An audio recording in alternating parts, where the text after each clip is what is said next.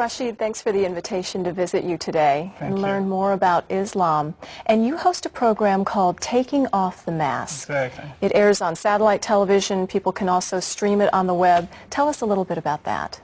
Well, it's a show that we started like a year now, almost a year, and it talks about different subjects in Islam, and it's taking off the mask of Islam, exactly. All right, take off the mask for us, because I think the average American woman doesn't really understand the religion of Islam. In fact, I was watching a women's show shortly after 9/11 where the host said that Allah and Jehovah are really just the same God. What would you say to that? Well, it looks, for the first time, it looks like if we have the same God. That happens to me when I was a Muslim and I was reading the Bible. But when you go further and you see some attributes to God and to Allah, you will make a big difference between the two. So Allah and Jehovah are not the same God. They are not. Let me give you some examples. From the Bible, we can see clearly God is love. And all the facts in the Bible are based on this fact that God is love.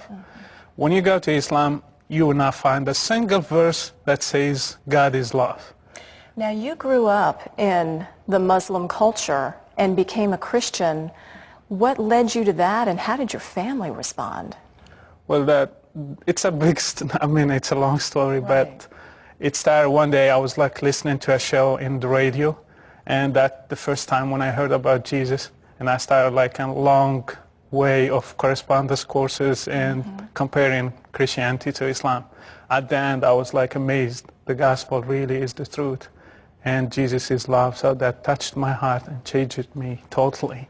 Speaking of love and the different religions, we look at Islam, Americans again, who don't necessarily understand, and we don't understand all the violence that we see around this religion on sometimes the most innocuous things, like a cartoon of the Prophet Muhammad. To us, most of our political and religious leaders will end up as a cartoon. But to see that sort of caricature of the Prophet Muhammad means what to the Islamic people? Well, we need to understand two things to understand what happened with the subject of cartoons. The first thing, there is no freedom of speech in Islam. You cannot talk about Quran or Muhammad or the followers of Muhammad. They are holy. Nobody can criticize them. Nobody can question them. They are above anything else. So this is the first thing. The second thing, the cartoons, they were about Muhammad. If you read the Quran, you will find clearly that Muhammad is above Allah himself. And all the clerics, they agreed that if somebody criticizes Muhammad or make fun of him, he should be killed. And Above Allah? he's above Allah. And if you criticize, for example, if you make fun of God, not all the clerics agreed that a person should be killed. But if you do it about Muhammad, they all agreed that the person should be killed. Wow. Now, one thing that I do want to make known is we're talking about the religion of Islam as opposed to the Muslim people, who are wonderful people, true? Yes. So many Muslims, they are wonderful people. I still have so many friends, Muslims. The majority of my family members, they're still Muslims. And they're wonderful people, they're peaceful, they're loving people. But the problem is with Islam itself. The teaching of Islam, they are violent and terrorism. There is a lot of terrorism there. There's a lot of jihad verses. So the problem is not with the people. It's with what the teaching of Islam is. Let's talk about that a little bit, because we hear about the Quran. And many Americans think, well, the Quran is just another version of the Bible. That's true. A lot of Americans think that. Tell us. It looks like the same the first time, because Muhammad was good in copy-paste, you know. He took a lot of verses from the Bible and he put them in the Quran.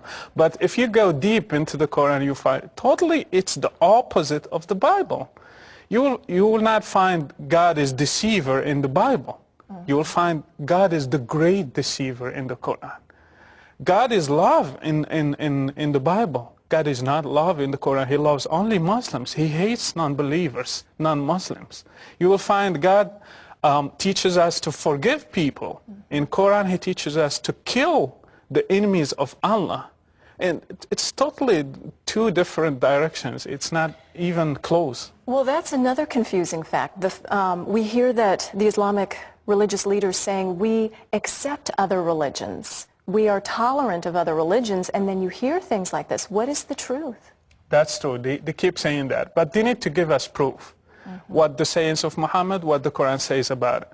The Quran says clearly about Jews that they are sons of pigs, sons of monkeys, and Christians are astray, and they are like misled.